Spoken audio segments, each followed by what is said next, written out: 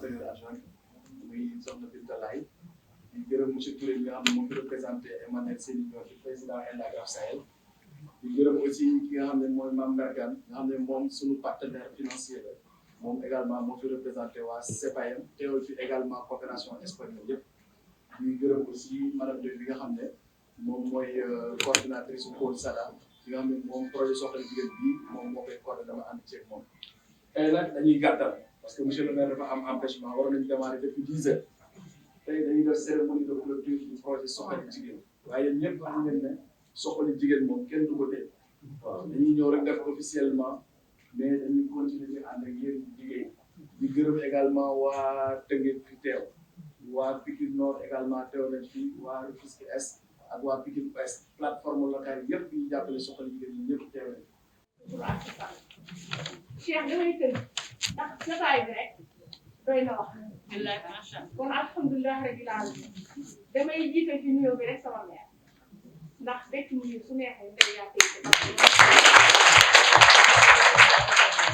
jàppale nañu sagal nañu téye nañu yiir nañu kon dañ koy ñaanal yàlla rek moo xam suñu bëggee yàlla ko yàlla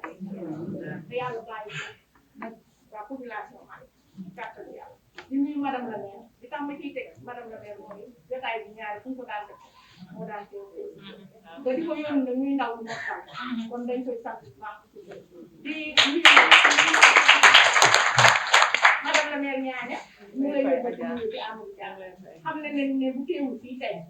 yàlla moo def ñu am ante mais suñu mos a teewal ñu gis te ko am engagement bu jàppale jigéen dañ koy sant di nuyu nag àndandoo ci nit ku ñu mos a taxaw ñu koy nuyu xam nañ ne seen am na ko wax sànq ne dafa am dëkk moo am dëkk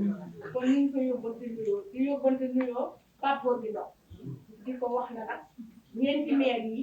ñoom ñooy suñuy baay ñooy suñuy yaay ñooy suñuy bàjjen ñooy suñuy dëkk li ñu bëgg mooy suñu jigéen ñii ndax nit bu ñëwee jël doole def ko ci sa askan la ca war rek mooy nga téye bu baax di beral nuyoo nag waa ENDA di ci jiital monsieur Cheikh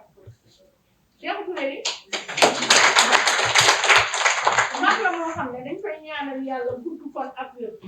ba bés bu ñuy seete suñu industrie bii fekk ko ndax yéeneen ci ñun mooy ñu nekk industrie mais monsieur Touré nga sa xol seet nga xam ne jigéen ñii dinañ fa yegg incha allah parce que ko yéene di nuyu nag Adja Fatou yii madame la ministre lañ koy woowee lu tax mooy moom njëkkeem yëpp jigéen ñi nañu yokk nañu jëm kanam kon kooku bu amee ku mel noonu li ñu koy ñaanal rek mooy yal na ko yàlla jox ndombu tànk yu dëgër ba mu mën a gën a jàppale jigéen ñi ndax ki am benn di la bokk su amee ñaar yóbbaale la kon Fandooy yal na la yàlla jox ndombu ku koy sa ndor jot te mu jigle ci kàttanu yàlla di nuyu suñu partenaire bii Mbergane ñu ngi lay nuyu bu baax di la ñaanal yàlla partenaire yaa bi yàlla na jëm kanam yàlla bu fi yam di nuyu suñu doom bii nag Cheikh Ndiaye dafa dëkk Malika monsieur le maire ñëw nag gis ñu rek mu ngi nekk ITEA mais daf ñoo gis rek daal di ne man bu soobee yàlla fi ma dëkk dinaa fi def li ma man kon Cheikh jërëjëf yal na la yàlla jàppale di nuyu nag Cheikh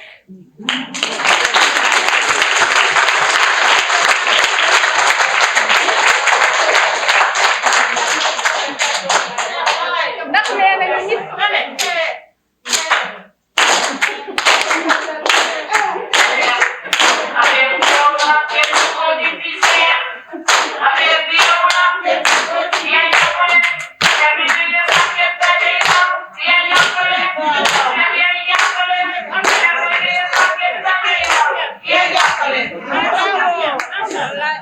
loolu rek doy na wax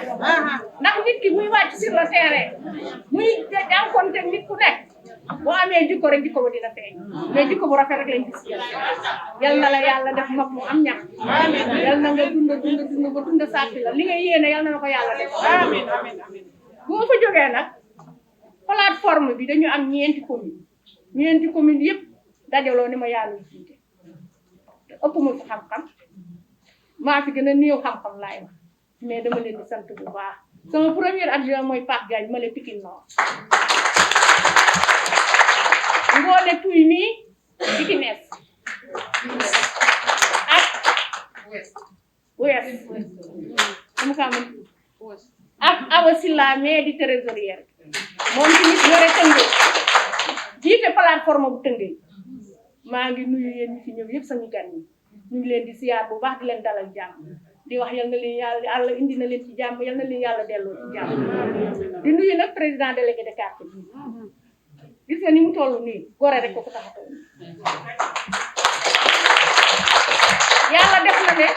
fu meer taxaw ci askan bi mu ngi ci wetam bu fi meer taxawul sax mu ngi ci askan kon kii kenn mënu koo fay yal na ko yàlla jàppale yal na ko yàlla jàppale bu baax di beral nuyoo nag waa Malika ndax su ma mënee lii rek yéen a ma jàppale kon jërë ngeen jëf yàlla gis na fi ñu bëgg a egg yal nañu fa yàlla eggal mais damaa am sama góor yu mag yu baax ñee di ñoom Baye Mass ñu nekk ay mag mais fu suqali jigéen taxaw rek ñu ngi ci suñu wet gën ñoo farlu fuuf gën ñoo taxaw fuuf kon ñu ngi leen di sant di leen gërëm di leen ñaanal yàlla yal na leen yàlla defal jox na nag projet bi lim ñu defal dafa rëy ndax nit ki mën nga ko may alal mën nga ko may lu nekk mais soo ko jàngalul xam-xam du mën a sori ndax alal ja mën na naax say mën na yaa xale jigéen yi ngeen di gis ku ci nekk rek formé nañ la ci restauration ba mën nga ci lu baree béykat yaa ngi nii formé nañ leen transformatrice céréales yi formé nañ leen transformatrice fruits et légumes formé nañ leen kon lan moo def lëkkale leen ñu fexe ba li fay seexu di wax am muy industrie te weesu nañ foofu ak ñun ndax acte 3 bii formé nañ ni ci ndax nee nañu jigéen ju nekk na nga fexe ba ko ñuy sédd la nga toog bu ñuy sédd nga am sa wax kon loolu ñu jàngal rek mën naa yor dëkk kon jigéen ñi nañu gëm suñu bopp nañu fonk suñu bopp képp ku fi teew nag ci sama xale yii yëpp maa ngi leen di nuyu yéen ñëpp gis naa leen maa ngi leen di nuyu damay bañ a tudd rek am ku ma fàtte mu gis ma ko mais yéen ñëpp nuyu naa leen ziar naa leen monsieur le maire ñii liñ ñu defal réew ñii liñ ñu defal yaakaar naa ne jigéen ju yaaf benn jigéen yaaf te mosuñoo yaaf mais lii ñu jàngal nii yaakaar naa ku ci taxaw rek da nga jëmale sa dëkk kan te ñun dara soxaluñu lu dul jigéen ñi dañoo sonn ci ay nax ndax dafa am ñu bari ñu fi daan jaar mais dañu daan nax mais ñii liñ ñu jàngal nii ñun xam nañ ne du ay nax te bépp jumtuwaay bu ñu war a liggéeyee rek indil nañu kon dañ leen di sant di leen gërëm machine wol dañ daan yenu ji woli mais indil nañu machine wolu ay ndax ku nekk da nga daan wax boo paree abal ma tey plateforme bu ne am nga say ndax plateforme bu ne am nga say ndax Malika gii ñeenti kuréel yi fi nekk juróomi kuréel yi fi nekk ku ne am nga sa ndax bopp ku ne da ngay liggéey di def ci sa bopp kon loolu ñun mënatuñ leen a fay dañ daan def bu ñuy weer di sonn surtout nawet ñu toll ñu ay accessoire booy weer da ngay dem rek def ci mu tàng léegi taw bi dootu la jaaxal ndax am na lu ko biir am na lu ko muur ak yeneen yu ñu mënul wax ndax ku ci nekk bi ñu lay defal formation jox nañ la matériel yoo xam ne loo ca bëgg a def mën nga ko caa def kon li ñuy ñaan yàlla rek mooy yàlla bàyyi ñu ak suñu xel ak suñu xalaat ñu àndante ba fi ñu bëgg a eggalee plan suqali di yéen bi ñu egg kon yal nañu yàlla defal jàmm Pikine doo nga des ñu ñu formé gu te ñu ngi leen di pare formé dañ ne dañuy def collectif officiel la ñu wax lu ñuy def mais ñii kenn duñu tàqalee ñoom ñii incha allah dañuy dem ba ñu dégg industrie suqali jigéen fu nekk dañuy dem ba Sénégal yëpp ñu samp fa cellule suqali jigéen bëgg nañ commune bu nekk am suqali jigéen te bu boobaa dinañu xam nu ñuy lëkkalee jigéen ñi ndax xam nañ ne feebar yi bari na lan moo tax feebar yi bari mooy ñam yu seetlu lii tey nañ fexe nañ ba béykat yi dinañ béy loo xam ne du am tooke jigéen ñi transformé ko jox ko toggkat yi loolu bu ñu ko defee yàlla dinañu may wér te wér ci la gudd fan nekk yal nañu yàlla defal jàmm dina bëggoon wax ëpp na bi kontaan naa sama xol sedd na guy vraiment li ne sama biir xol bi mënuma koo yegg jërë ngeen jëf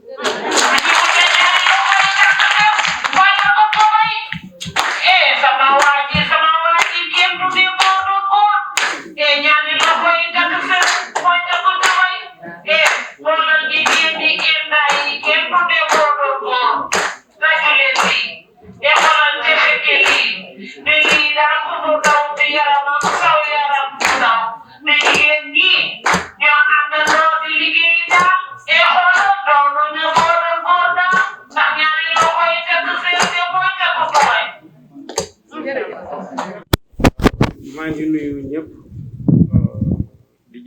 nuyoo bi monsieur le maire mi nu dalal tey di ci teg maire yeneen 3 communes yi nga xam ni teew nañ wala seen représentant di nuyu bu baax sunu partenaires yi waa ENDA jiital ci monsieur Cheikh Touré ñu représenté ENDA ak sunu mbokk sunu xarit di partenaire Fatou Ndoye di sant bu baax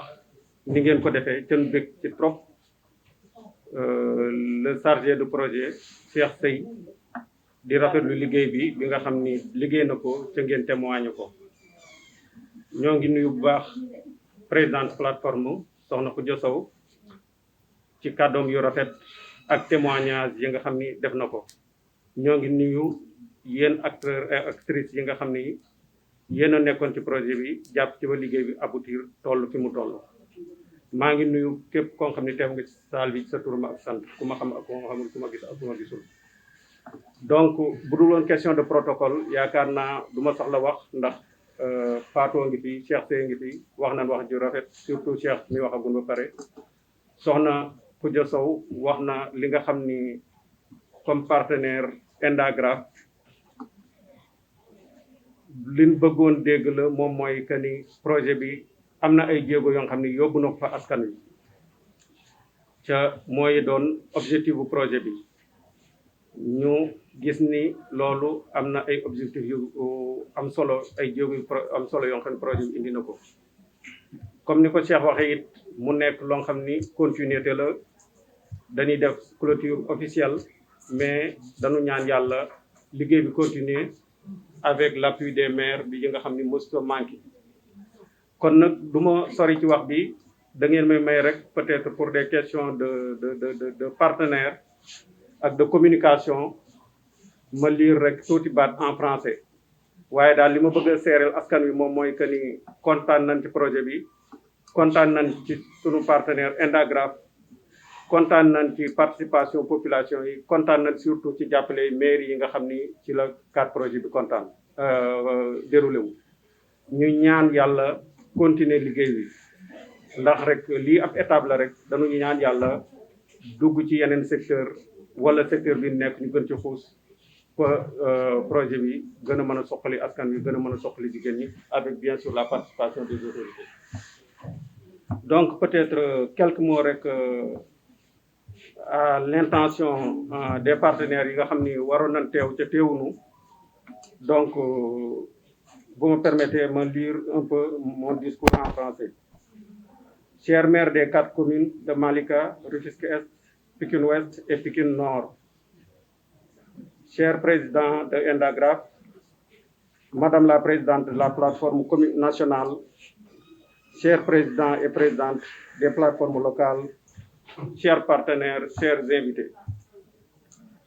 À l'entame de mon propos, je tiens à redire notre satisfaction d'avoir pu dérouler ce projet avec ENDA-GRAF. Nous manifestons également notre satisfaction pour l'adhésion des communautés et les autorités locales qui se sont appropriés les objectifs. Remercier au nom des ONG espagnoles Enraíza Derechos et Fondation CEPAIM, l'Agence espagnole de coopération internationale AICID, qui a accompagné financièrement ce projet. Le bureau technique de la coopération à Dakar avait souhaité participer à cette cérémonie, mais à cause de problèmes d'agenda, n'a pas pu honorer cet engagement. Pour rappel, ce projet clôturé officiellement aujourd'hui vise à renforcer les capacités économiques et politiques des femmes dans les 4 communes. Les axes identifiés pour atteindre ces objectifs sont entre autres la mise en place d'une plateforme multi-acteurs qui est mise en place. Présidente, nous vous félicitons. La plateforme multi-acteurs fonctionnelle dans chaque commune, le plaidoyer pour le droit à l'alimentation et la participation des femmes dans l'élaboration et le suivi des politiques publiques. Et enfin, l'amélioration des conditions de travail des acteurs, actrices, la formation et la certification des métiers dans les différents domaines. À terme, peut-être nous ne sommes pas encore à terme, mais aujourd'hui, nos objectifs ne sont certes pas atteints à 100%, mais nous pouvons noter une amélioration sensible dans la vie des acteurs bénéficiaires du projet. Il s'agit entre autres de l'augmentation du revenu des producteurs, l'amélioration des conditions de production et de gestion des actrices et acteurs dans le maraîchage, la transformation, la restauration, la mise en place d'une plateforme multi-acteurs fonctionnelle apte à porter le plaidoyer pour la participation efficace des femmes dans l'élaboration et le suivi des politiques pour leur autonomie et la sécurité alimentaire. Chers maires, nous avons une mission commune qui est la promotion du développement des communautés à travers une stratégie de renforcement des capacités tendant vers une professionnalisation, formalisation, en améliorant les conditions d'exercice des activités,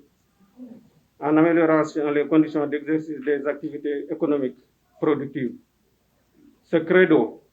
les partenaires espagnols souhaitent continuer de le porter avec Endagram.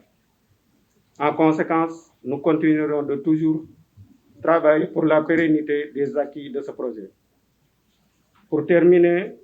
nous saluons la bonne collaboration avec ENDA, à qui nous réitérons notre volonté de renforcer davantage cette coopération dans la mise en œuvre d'autres initiatives de continuité pour l'amélioration des conditions socio-économiques et politiques des populations. Merci à tous. di rafetlu jotaay bi jiital nuyoo bi monsieur le maire monsieur Talla Gadiaga bi ñu xam ne moo ñu accueillir ci teg si madame le maire Binta Laye Thiaw mi nga xam ne bi ñu commencé projet bi ba léegi mu ngi ànd ak ñu di ñu si jàppale di nuyu madame Ñaaña di représenté fii Pikine Nord di nuyu aussi madame le maire Anna di représenté Albert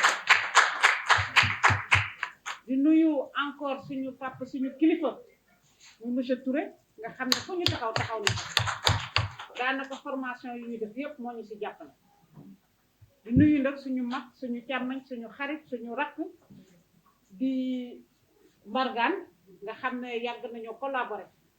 moom it lépp lu nga xam ne daf ko ñor si wàllu alimentation mu ngi si ñu nga xam moom ba Louga vraiment muy jàppale jigéen ñi suñu bari di nuyuwaat bu baax waa ITEA yi nga xam ne fu ñu taxaw ko renforcement de capacité bi ñuy def yëpp ñoom ñu ngi si jàpp di beral nuyoo nag Adja Khoudia defe naa sax mënoon naa bañ a wax Adja Khoudia ak suñu kilifa bi ñu waxee sànq defe naa tënk nañu sax projet bi lu bari voilà donc vraiment président ñu ngi lay nuyu ñu ngi rafetlu vraiment say kaddu yow yaa sa waa plateforme yëpp membre yi nga xam ne ñu ngi taxaw di xel day fàttu aussi di nuyu waale waa développement communautaire ñoom ñi nga xam ne ñu ngi fi tey taxaw aussi bëgg a jàppale communauté bi nga xam ne surtout représentant wu développement communautaire fii dans la zone de Pikine di beral nag nuyu spécial Cheikh ndax bu ma waxee loolu defe naa saal bi gis ngeen taxawaayam sur le terrain lépp lu nga xam ne ñun mën nañ ko def waaye mooy ñëw taxaw vraiment jàppale ñu nekk suñu loxo nekk suñu tànk ñun mën nañu ko fay Cheikh nee naa la démb ba 2 heures du matin ñu ngi jokkoo ci kii fu mu toll mu ngi taxaw temb di liggéey donc vraiment pour commencer tàcc wax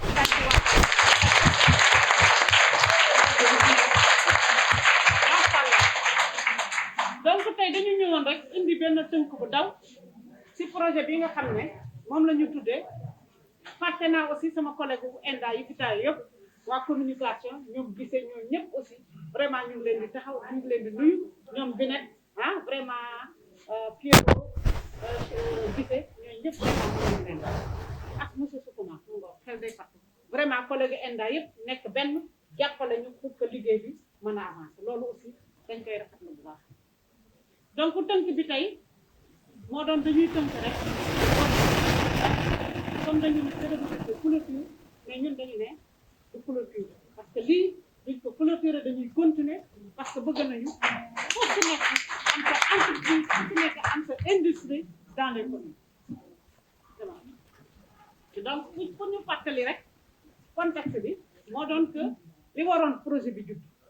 projet bi li taxoon mu judd mais dañu amoon ay nemmeeku ay seetlu ñu def seetlu yoo xam ne dañu ne Sénégal doon na dëkk bu nga xam ne vraiment lépp li ñuy lekk bitim réew lay jóge exportation Sénégal aussi doon na dëkk bu nga xam ne nit ñi dañuy gën di yokk surtout foo xamee ne dëkk yu mel ni Ndakaaru tey fu waroon boo xoolee moyenne nationale bu ñu waxee le nombre d'habitants au kilomètre carré moyenne bi 69 habitants au kilomètre carré mooy juróom-benn fukki nit ak juróom-benn waaye boo ñëwee Ndakaaru moyenne kii bi nu mu tuddati densité bi mu ngi toll si juróomi junniy nit ak juróom-ñaar téeméer ak fanweer ak juróom-ñaar donc loolu mu doon lu xaw a kéemaan lii di nemmeeku aussi si Ndakaaru en tout cas si Sénégal mooy que ne insécurité alimentaire mais maanaam ñëpp jotewuñu ci seen wàllu lekk beneen aspect bi nga xam ne aussi moom la ñu nemmeeku tax na ñu gën a tax tëgg projet bi mooy li ñuy wax secteur informel na doon na secteur bu nga xam ne dafay gën di law mooy ñu si bari surtout wàllu jigéen ñi si bari ñu ngi si secteur boobu rawatina si wàllu lekk mais aussi doon nañu dëkk bu nga xam ne problème mu chômage taxaw na problème mu xale yi ndaw yi fexe leen ba jàngal leen ba ñu mën a liggéey jàng moo xam ne dafay déboucher si liggéey loolu aussi doon na ay jafe-jafe yoo xam ne nemmeeku nañ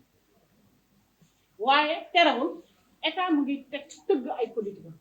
politique yooyu mooy li ñuy wax PSE boobu ñu aligné ko ak li ñuy wax objectif du développement durable maanaam àddina bi yëpp lëkkaloo jël juróom-ñaari objectif yooyu te buñ ko xeexee dina tax àddina sukkalaku àddina soppeeku te PSE boobu nag moom presque projet bi li ñu ciblé dañ ko bëggoon a aligné ak wàllu PSE looloo waral nag ñun ñu tëgg projet bi pour fexe nu ñuy jàppale jigéen ñi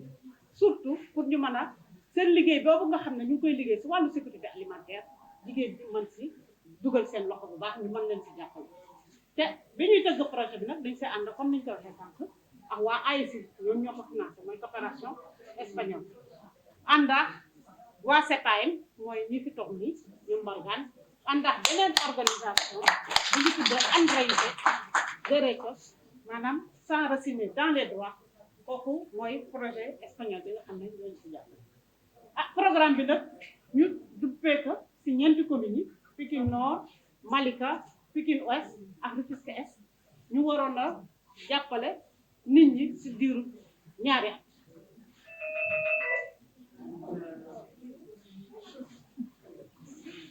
objectif bu projet bi la mooy fexe nan la ñuy mën a dooleel jigéen ñi ba ñu am seen autonomisation si wàllu politique si wàllu lépp lu nga xam ne dañu koy def pour que seen droit à l'alimentation maanaam seen ak yelleef si wàllu lekk ñu mën ko jot bu baax pour loolu nag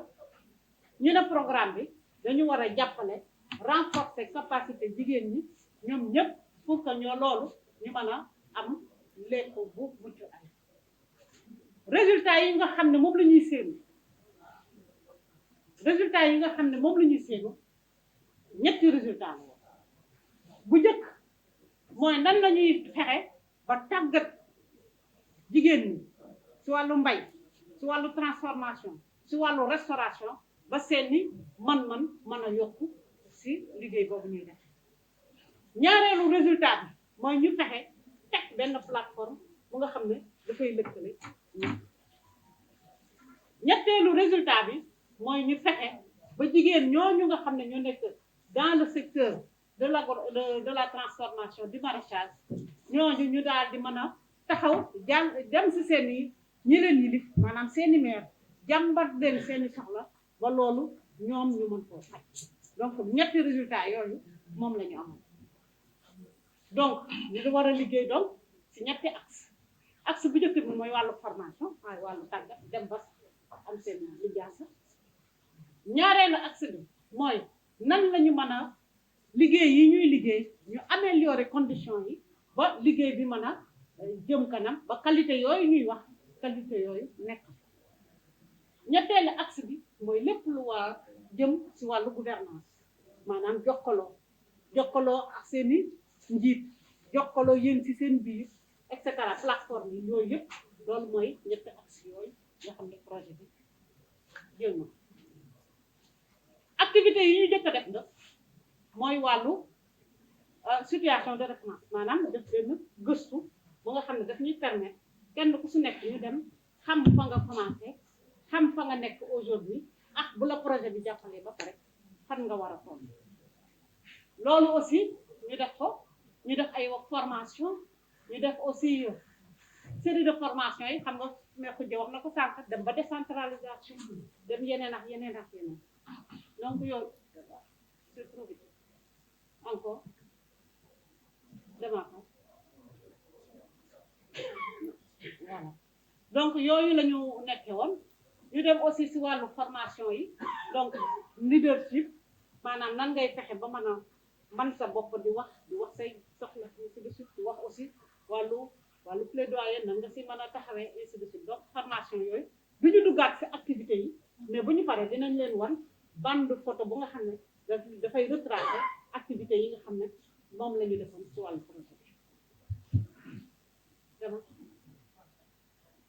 voilà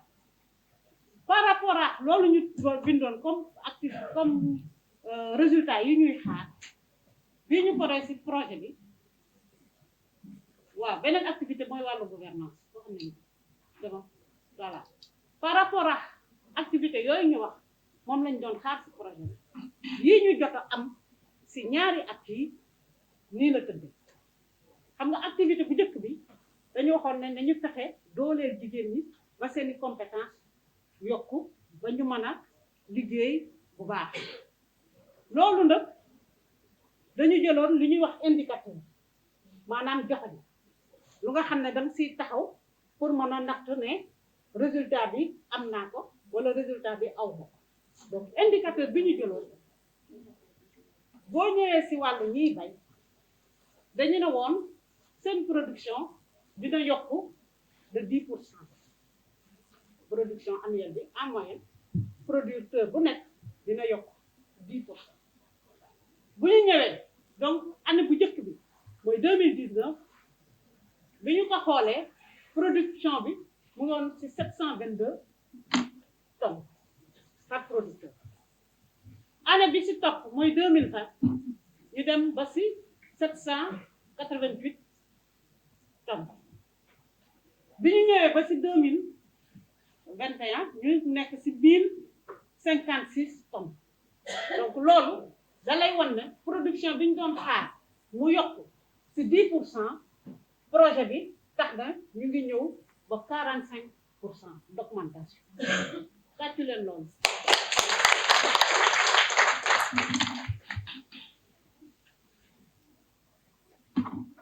boo ñëwee ci wàllu transformation dañ ne woon ñiy transformé maanaam unité bu nekk commune bu nekk dañ fa tànnoon juróomi commune ñu ne ci biir transformation bi joxañ bi maanaam indicateur bi ñu waxoon mooy volume yi nga xam ne moom la ñuy transformé di ko jaay dina yokku ba 20% loolu la ñuy jàppoon waaye boo xoolee début bi takk yi nag leerul xam naa mënatuma mbir sax li ñu identifié woon moo doon 504 je crois 503 donc moom moo ñëwoon première année bi deuxième année bi ñu ñëw ba ci 805 troisième année bi ñu yokk de 15% le nombre de plats vendus boo ñëwee ci résultat yi boo xoolee donc ku ci nekk yaa ngi woon ci début bi 60 plats bi ñu calculer 60 plats lañ doon jaay en moyenne bi ñu ñëwee ba 2019 2020 ñu ngi ci 115 plats la ñuy jaay ñu delluwaat 2021 mu wàcc tuuti mu nekk ci 90 plats la jigéen ñi di jaay en moyenne loolu nag boo gisee donc gis nañu ne dem na ba 2020 mu augmentation de 91%. loolu la ñu jàppoon ñëwaat ba 50%. maanaam indicateur bi presque boo xoolee yokk na quoi qu'il en soit. loolu nag lu ko waral mooy surtout aménagement yooyu jigéen ñi def maanaam seen place yooyu nga xam ne dañ fa def ay cantines et cetera gis nañu ne vraiment loolu aménagement boobu tax na nit ñi gën a clients yi gën a sawar di ñëw si restaurant yi. beneen aspect bi nga xam ne aussi gis nañ ko mooy le fait que jigéen ñi am ay tàggat di wanewaat yeneen xeeti feem ndax feem yooyu ñu ngi ko jëlee seen lëkkaloo ak maraîcher yi di wane di génn ay produits yu bees di jàngal di changer comportement alimentaire population bi donc loolu tax na seen liggéey gën a jëm kanam bu ñu ñëwee si beneen résultat mooy relation bi nga dañ ne woon relation entre les organisations relation boobu boo gisee photo bi ma wane nii si diagnostic ba la woon ñu gis ne fii baykat bi mooy jiitu fële baana bi nekk nii restaurant nekk nii transformation nekk nii donc ñeenti xeet yooyu boo xoolee baykat bi bu paree day jox baana bi jox transformatrice bi wala mu jox restauratrice bi donc ñoom si seen biir amuñu woon benn échange donc loolu la ñu nemmeeku woon si njëlbéen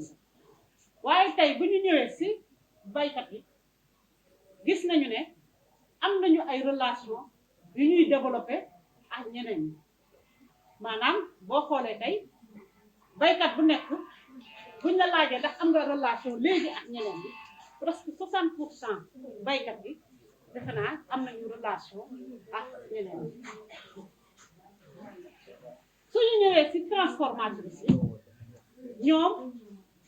boo xoolee seen relation 25% kese des transformateurs ñoo am relation ñeneen ñi amuñu relation ñu teewlu tuuti waay ñu teewlu bu ñu ñëwee si ñi nga xam ne ñooy restauratrice yi boo xoolee ñoom ñoo ëpp ay relation yu ñuy développé ak ñeneen parce que presque restauratrice boo gis am na 70% de relation 70% des restauratrices wax nañu ne am nañu relation ak ñeneen donc vraiment ñu sargalaat restauratrice yi gis nañu ne am nañu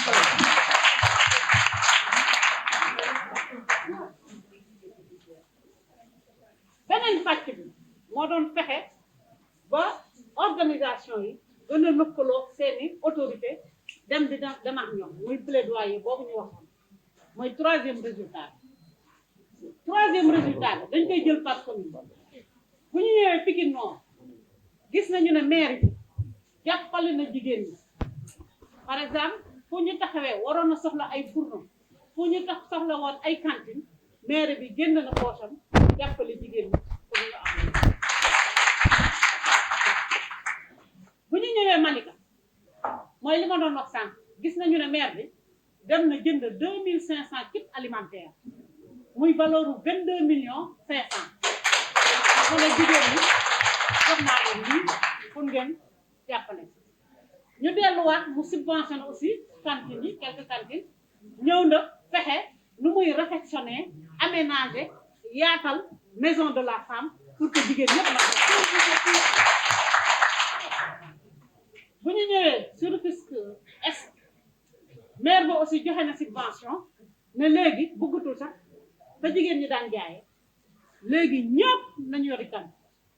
moom mu financé cantine yooyu ba pare aménager benn espace bu nga xam ne léegi def na fa ndox dafay def courant ak lépp pour jigéen ñi ñiy jaay restaurant ñu dem toog boo ñëwee Pikine Ouest moom maire bi nee na affecté na benn terrain bu nga xam ne daf koy jagleel jigéen pour ñu am tabax ñoom it maison de la femme donc loolu seeni maire jaar boobu lañ doon xalaat léegi ñoom def nañ ko loolu aussi fii la beneen bi si topp appui en matériel. voilà fexe aussi li ñu gën a kontaan aussi ci projet bi mooy le fait que jàppale nañ leen utal ay matériel yu nga xam ne ñoom it dinañ ci jëfandikoo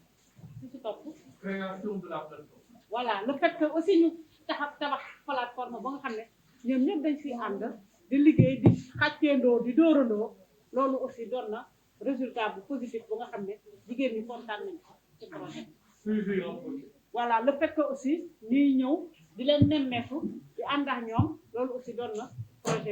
projet bi doon na lu nga xam ne tàggat ko xaw ma suivi boobu am na ci solo bu ñu jógee ci point yooyu ñu ñëw nag ci point à améliorer maanaam dañu gis ne am na point yu nga xam ne vraiment war nañ ko yokkaat bu ñuy tëggaat projet muy ban mooy le fait que équipement yi bariwul defe naa loolu la voilà beneen bi aussi mooy le fait que ah Financement des activités. voilà le fait que projet bi dañ koy liggéey mais amul financement projet bi amul woon fonds de crédit bu nga xam ne xam nga jigéen ñi ñoom dañu bëgg fonds de crédit waaye loolu doon na lu nga xam ne lu c'est que dañu waroon bay distribution bi ok beneen bi Courte durée du projet. voilà li ñu gën a jàmbat mooy que le fait que ne projet bi dafa doon durée bu gàtt ñun ñii aussi xalaat nañ ko mais mbargaane na fi représenté na coopération espagnole bu beneen yoon ne dafay indi projet un programme de 5 ans pour ñu gën a gàtt li ñuy def comme recommandation mooy fexe vraiment ñu fexe nu ñuy renforcer waat techniquement financièrement plateforme yu bees yi nga xam ne ñoo judd donc projet bi war naa xoolaat ñu leen di gën a renforcer bu baax renforcer leen aussi si matériel ak équipement ah ñu fexe aussi nu ñuy mën a amee ndox surtout ñi nga xam ne dañu nekk si mbay mi fexe projet bi nga xam ne day ñëw mbargaan dañu fexe ba mbaykat yi am ndox dañu fexe ba restaurant yi fi ñuy liggéeyee ñu am fa ndox te ñu fexe aussi ni ñuy utee beneen solution énergétique maanaam li ñuy wax transition énergétique muy solaire yeex ñoom seen bu ko defee loolu dina tax jigéen ñi gën a mën a am ndox beneen bi aussi mooy bëgg nañu projet yii di ñëw ñu fexe commune bu nekk moo am benn ferme communale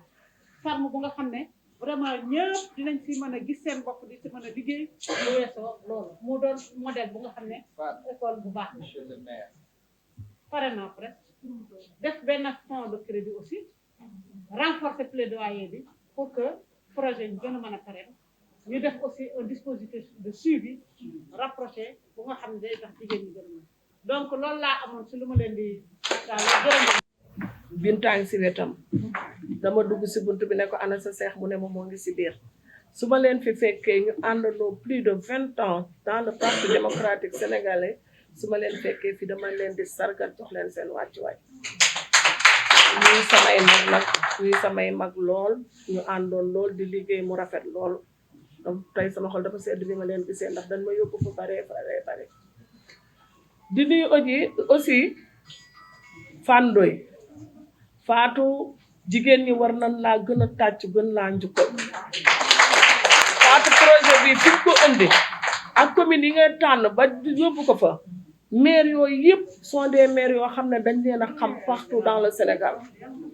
ñuy maire yoo xam ne dañoo fonk seen askan fonk seen njaboot fonk jigéen ñi te ku fonk jigéen ñi fonk ndaw ñi fonk nga nation ndax ñooy fer de lance fu ñu mën a nekk Fandoy jërëjëf di sargal aussi Cheikh ñu ngi lay sargal bu baax a baax dama yeewuwaat tey sax gisaat message am sama WhatsApp li ngeen ko dénk matale na ko jaarale na ko ci yoon waaye nag di sant ñi nga xam ne ñooy suñuy partenaire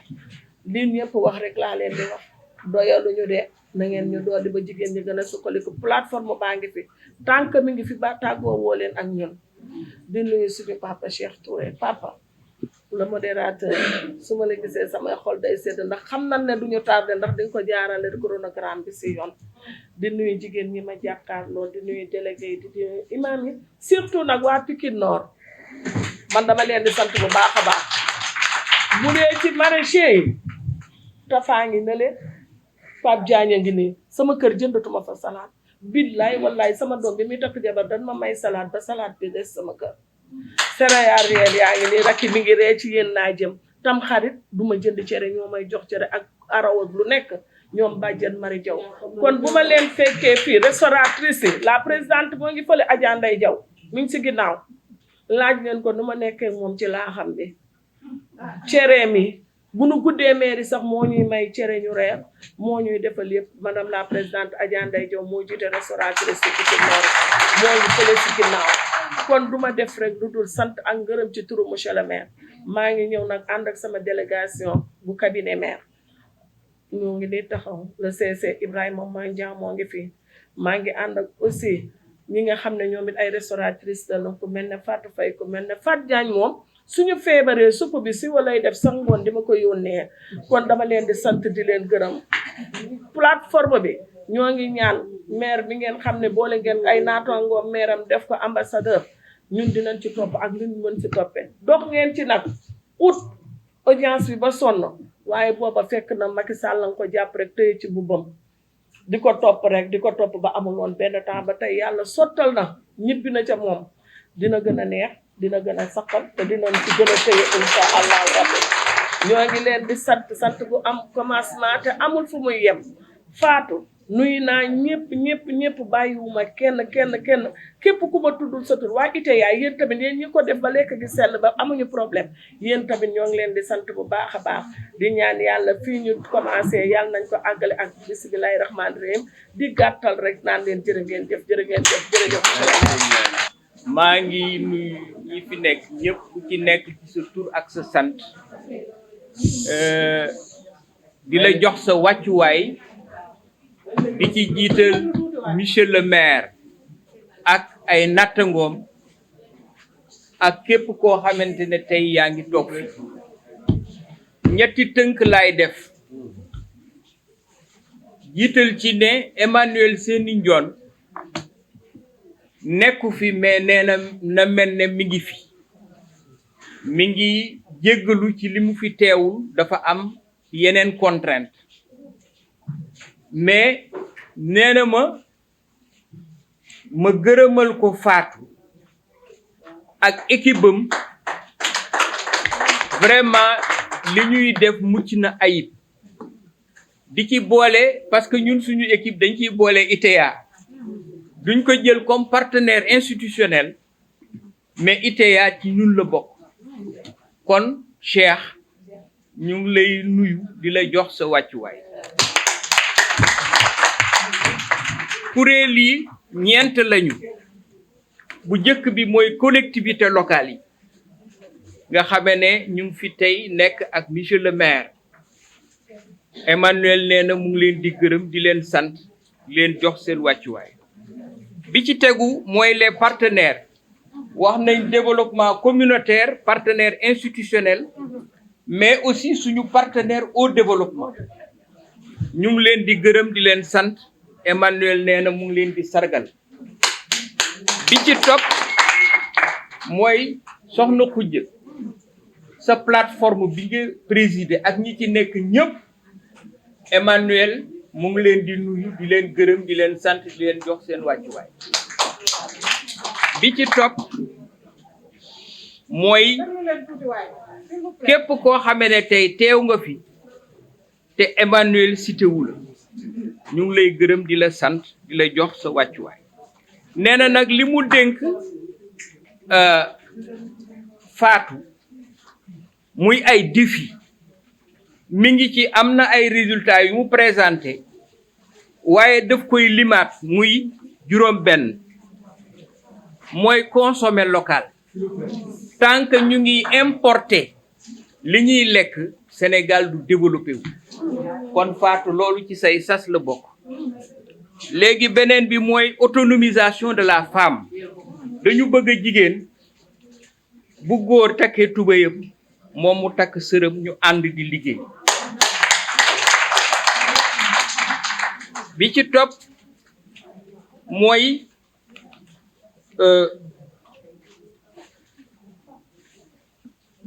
qu'est-ce que j'ai voilà que ñun bu ñuy wutal liggéey ay jigéen dañu bëgg li muy liggéey mu mën cee dunde parce que bu ngeen seetloo gis nga ñiy dawal jakarta yëpp am lañ métier mais mënuñu ci dund ñu dem mujj war ay jakarta ñun dañu bëgg li ngeen di liggéey ngeen di ci am koom-koom bu ngeen di dunde et que loolu sax ba faw donc revenu décent et durable bi ci topp ci sas yi mooy que ñu jóge nag comme ni ko soxna Khoudia waxee du GIE à l'entreprise dañu bëgg seen GIE yëpp 2000 yi Fatou bëgg installé ci parce que 2000 moom la sasoo bu ci nekk jóge GIE dem entreprise bi ci tegu mooy ñëpp nekk ay citoyen parce que citoyen mooy développer réew ENDA bañ na ba ne vision mooy émergence de citoyennes et de citoyens éco-responsables nga xamee ne da ngay mën a gérer sa askan gérer sa bopp mais gérer planète bi ba planète bi fi mu nekk en danger avec le climat dont souvent parle Fatou que planète bi ñu bañ ko perdre bi ci topp mooy soxna Khoudia wax na ne plateforme bi dafa bëgg mu am ay cellules fépp dama ko ci yokk parce que defu ko woon mais ñun dañu lay fekk si ci loolu cellules sur l'ensemble des communes du Sénégal léegi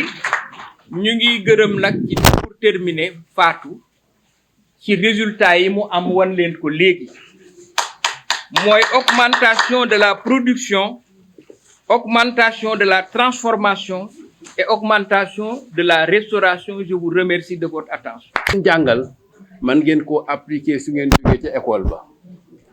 ndaxte sëñ Touré wax na léegi nii tant que ñun consommé wuñu local duñu développé te am na ñoo xam dañoo yor seen xaalis lu local su amul qualité duñ ko jënd kon nañu wut local ak qualité bari na loo xam ni day jóge ci suñu réewi Afrique yi dem Europe ñu defaraatal ñu ko jaayaat ñu ko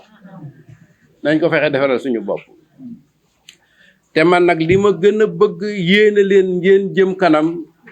jóge du GIE à l'entreprise tant que yéen a ngi GIE maire yay def ci yéen mais bi ngeen dekkee entreprise nag yéenay defar ci suñuy budget ñu gën a jëm kanam kon lii dañ leen koo yéene lool li ñoom Serigne Touré di wax la gestion axée sur les résultats fii bu nekk man duma leen tàccoogul de bala nii laay def samay loxo bis bu ngeen defee loo xam ne nag wóor na may lii kat moom dootuma jënd benn produit américain bii mën na ko wala Amérique naan ma jaay ma ci dama leen di tàccee juróomi loxo te li ñuy wax nag potentiel baa ngi fi li ko xam ne moom lañ fi war a boole jaxase ko mélanger ko ndambe ko pour def ko am na fi anglais nee nañu the sky is the limit rien n'est impossible olof ni war ngaa xarala ba nga xam ni war ngaa mën a jël gileem dugal ko ci bën bënu puso te loolu nag diine moo ñu ko wax hal yastawi lazina amanu wal lazina la ya'lamun est-ce que day yam ki xam ak ki xamul te musuñoo yam kon capacitation yi ñu leen jox fexe leen ko jëfe asalaamaaleykum wa rahmatullah